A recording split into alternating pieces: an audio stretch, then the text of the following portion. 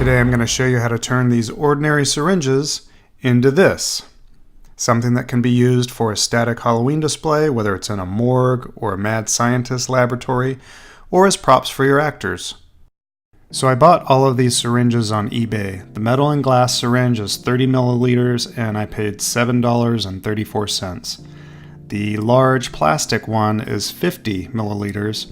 That was $4.13, and then the smallest one is 20 milliliters, and that is $4.02, all direct from China. I've always wanted to try making a prop like this because the last thing you want on Halloween is to have to deal with colored water and trying to figure out how to make things glow.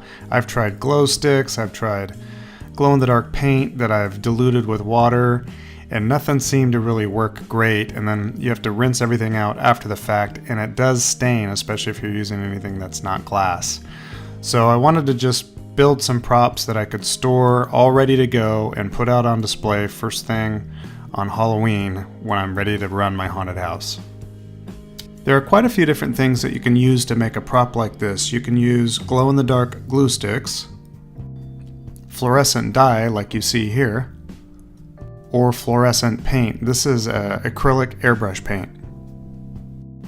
You can also try tinting epoxy, which I had the best results with after having quite a disaster that I'll show you in a second.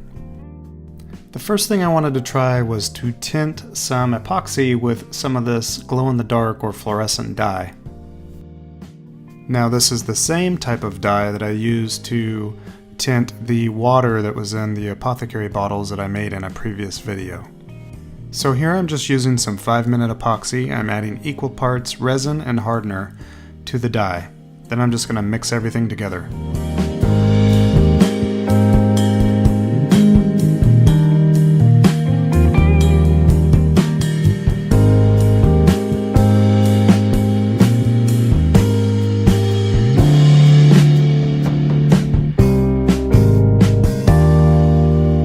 So what I didn't realize when I started pouring this is that the tip at the bottom of this syringe was not screwed on or held together with anything. Once you take the other end off, the paddle or plunger portion, then the tip becomes unsecured, and I didn't realize that. So I'm pouring epoxy in, and you're going to see what happens here in a second.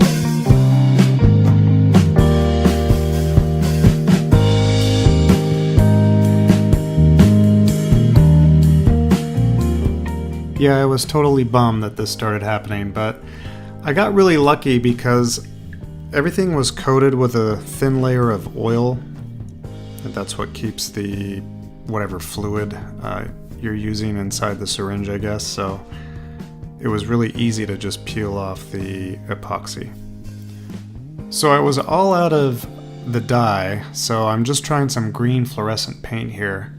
And this was the biggest syringe, and as you can see, it really expanded. That epoxy gets super hot, and while it was cooling, it just expanded into the syringe a lot more than I wanted. So I had to remove a little bit of that, but it turned out to work out just fine. But I came up with another idea that actually worked even better. For the other syringes, I drilled a hole into the plunger. That way air could escape, and I could plunge any loose epoxy down, and as it expanded, it would just push the plunger up.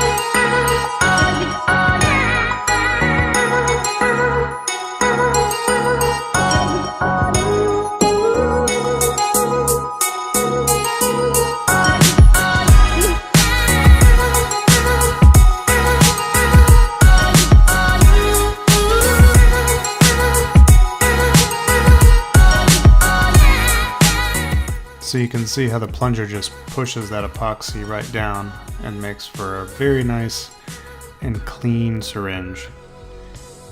and I just keep pushing down, and if a little epoxy comes up through that hole, I just back it off a little bit.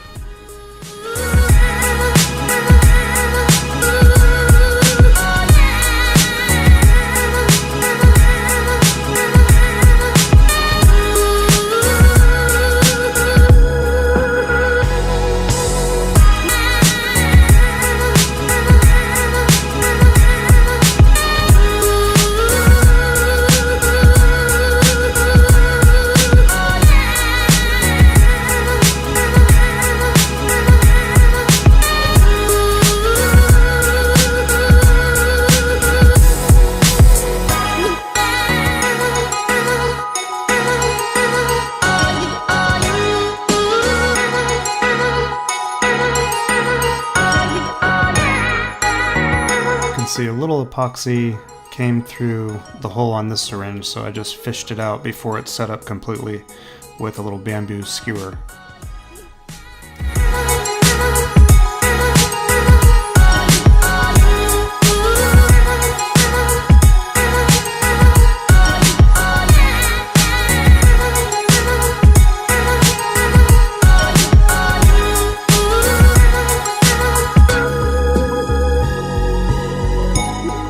Now, I used the hot glue gun, the glow-in-the-dark hot glue, for the glass and metal vial or syringe, and that came out pretty good, but I wouldn't use hot glue again. I think epoxy is definitely the way to go.